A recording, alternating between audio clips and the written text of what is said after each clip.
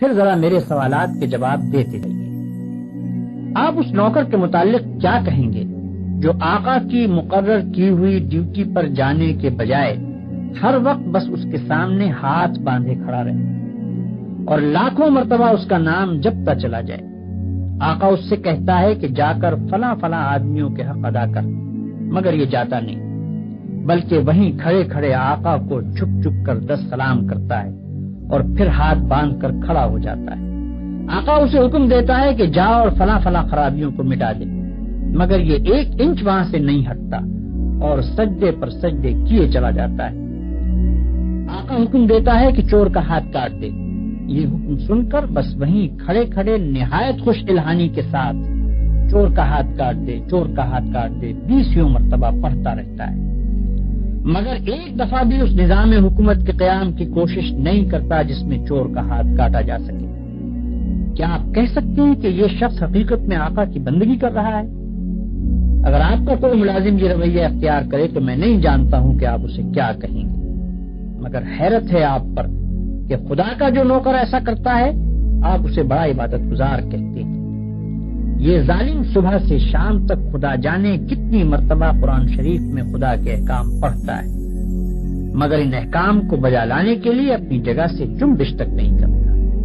بلکہ نفل پر نفل پڑھے جاتا ہے، 1000 دانہ تسبیح پر خدا کا نام جپتا ہے اور خوش الہانی کے ساتھ قرآن کی تلاوت کرتا رہتا ہے۔ آپ اس کی یہ حرکتیں دیکھتے ہیں اور کہتے ہیں کہ کیسا زاہد عابد بندہ ہے۔ یہ غلط فہمی صرف اس وجہ سے ہے کہ آپ عبادت کا صحیح مطلب نہیں جانتے۔ ایک اور نوکر ہے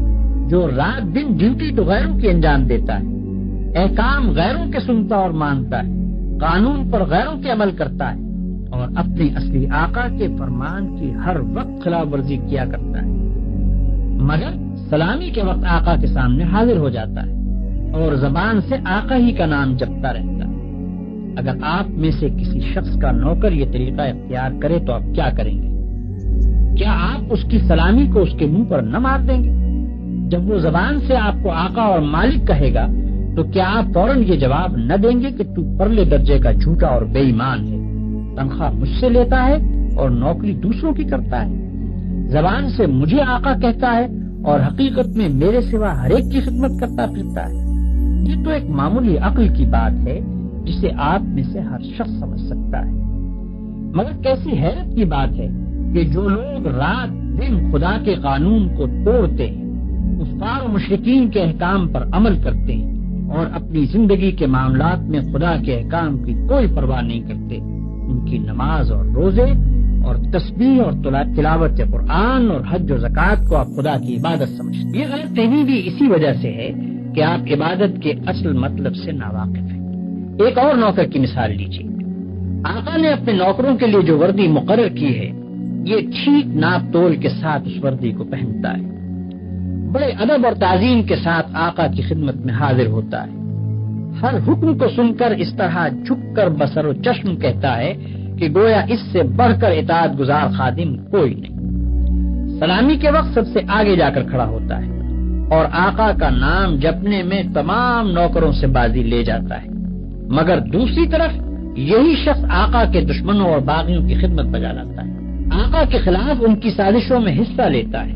اور آقا کے نام کو دنیا سے مٹانے میں جو کوشش بھی وہ کرتے ہیں اس میں یہ کمبخت ان کا ساتھ دیتا ہے۔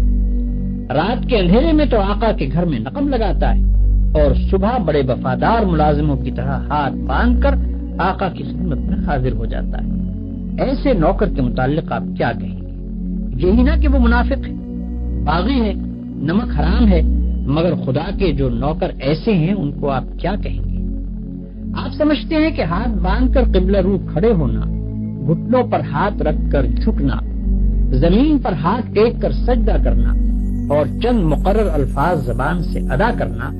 بس یہی چند افعال اور حرکات بجائے خود عبادت ہے؟ آپ سمجھتے ہیں کہ رمضان کی پہلی تاریخ سے شوال کا چاند نکلنے تک روزانہ صبح سے شام تک بھوکے پیاسے رہنے کا نام عبادت ہے؟ آپ سمجھتے ہیں کہ قرآن کے چند رکوع زبان سے پڑھ دینے کا نام عبادت ہے؟ آپ سمجھتے ہیں کہ مکہ معظمہ جا کر کعبے کے گرد طواف کرنے کا نام عبادت ہے؟ غرض آپ نے چند افعال کی ظاہری شکلوں کا نام عبادت رکھ چھوڑا ہے، اور جب کوئی شخص ان شکلوں کے ساتھ ان افعال کو ادا کر دیتا ہے تو آپ خیال کرتے ہیں کہ اس نے خدا کی عبادت کر دی اور اس کی تخلیق کا مقصد پورا ہو گیا، اب وہ اپنی زندگی میں آزاد ہے کہ جو چاہے کرے۔ لیکن اصل حقیقت یہ ہے کہ اللہ نے جس عبادت کے لیے آپ کو پیدا کیا ہے اور جس کا آپ کو حکم دیا ہے وہ کچھ اور ہی چیز ہے۔ وہ عبادت یہ ہے کہ آپ اپنی زندگی میں ہر وقت ہر حال میں خدا کی اطاعت کریں اور ہر اس قانون کی پابندی سے آزاد ہو جائیں جو قانون الہی کے خلاف ہے۔ آپ کی ہر جنبش اس حد کے اندر ہو جو خدا نے آپ کے لیے مقرر کی ہے، آپ کا ہر فعل اس طریقے کے مطابق ہو جو خدا نے بتا دیا ہے۔ اس طرز پر جو زندگی آپ بسر کریں گے وہ پوری کی پوری عبادت ہوگی۔ ایسی زندگی میں آپ کا سونا بھی عبادت ہے اور جاگنا بھی، کھانا بھی عبادت ہے اور پینا بھی، چلنا پھرنا بھی عبادت ہے اور بات کرنا بھی، حتیٰ کہ اپنی بیوی کے پاس جانا اور اپنے بچے کو پیار کرنا بھی عبادت ہے۔ جن کاموں کو آپ بالکل دنیا داری کہتے ہیں وہ سب دینداری اور عبادت ہیں اگر آپ ان کو انجام دینے میں خدا کی مقرر کی ہوئی حدوں کا لحاظ کریں اور زندگی میں ہر قدم پر یہ دیکھ کر چلیں کہ خدا کے نزدیک جائز کیا ہے اور ناجائز کیا، حلال کیا ہے اور حرام کیا، فرض کیا چیز کی گئی ہے اور منع کس چیز سے کیا گیا ہے، کس چیز سے خدا خوش ہوتا ہے اور کس سے ناراض ہوتا ہے۔ مثلاً آپ روزی کمانے کے لیے نکلتے ہیں، اس کام میں بہت سے مواقع ایسے بھی آتے ہیں جن میں حرام کا مال کافی آسانی کے ساتھ آپ کو مل سکتا ہے۔ اگر آپ نے خدا سے ڈر کر وہ مال نہ لیا اور صرف حلال کی روٹی کما کر لائے تو یہ جتنا وقت آپ نے روٹی کمانے پر صرف کیا یہ سب عبادت تھا، اور یہ روٹی گھر لا کر جو آپ نے خود کھائی اور اپنی بیوی بچوں اور خدا کے مقرر کیے ہوئے دوسرے حقداروں کو کھلائی، اس سب پر آپ اجر و ثواب کے مستحق ہو گئے۔ آپ نے اگر راستہ چلنے میں کوئی پتھر یا کانٹا ہٹا دیا اس خیال سے کہ خدا کے بندوں کو تکلیف نہ ہو تو یہ بھی عبادت ہے۔ آپ نے اگر کسی بیمار کی خدمت کی یا کسی اندھے کو راستہ چلایا یا کسی مصیبت زدہ کی مدد کی تو یہ بھی عبادت ہے۔ آپ نے اگر بات چیت کرنے میں جھوٹ سے، غیبت سے، بدگوئی اور دل آزاری سے پرہیز کیا اور خدا سے ڈر کر صرف حق بات کی تو جتنا وقت آپ نے بات چیت میں صرف کیا وہ سب عبادت میں صرف ہوا۔ بس خدا کی اصلی عبادت یہ ہے کہ ہوش سنبھالنے کے بعد سے مرتے دم تک آپ خدا کے قانون پر چلیں اور اس کے احکام کے مطابق زندگی بسر کریں۔ اس عبادت کے لیے کوئی وقت مقرر نہیں ہے، یہ عبادت ہر وقت ہونی چاہیے۔ اس عبادت کی کوئی ایک شکل نہیں ہے، ہر کام اور ہر شکل میں اسی کی عبادت ہونی چاہیے۔ جب آپ یہ نہیں کہہ سکتے کہ میں فلاں وقت خدا کا بندہ ہوں اور فلاں وقت اس کا بندہ نہیں ہوں تو آپ یہ بھی نہیں کہہ سکتے کہ فلاں وقت خدا کی بندگی و عبادت کے لیے ہے اور فلاں وقت اس کی بندگی و عبادت کے لیے نہیں ہے۔ بھائیوں، آپ کو عبادت کا مطلب معلوم ہو گیا اور یہ بھی معلوم ہو گیا کہ زندگی میں ہر وقت ہر حال میں خدا کی بندگی اور اطاعت کا نام ہی عبادت ہے۔ اب آپ پوچھیں گے کہ یہ نماز، روزہ اور حج وغیرہ کیا چیزیں ہیں؟ اس کا جواب یہ ہے کہ دراصل یہ عبادتیں جو اللہ نے آپ پر فرض کی ہیں ان کا مقصد آپ کو اس بڑی عبادت کے لیے تیار کرنا ہے جو آپ کو زندگی میں ہر وقت ہر حال میں ادا کرنی چاہیے۔ نماز آپ کو دن میں 5 وقت یاد دلاتی ہے کہ تم اللہ کے بندے ہو، اسی کی بندگی تمہیں کرنی چاہیے۔ روزہ سال میں 1 مرتبہ پورے 1 مہینے تک آپ کو اسی بندگی کے لیے تیار کرتا ہے۔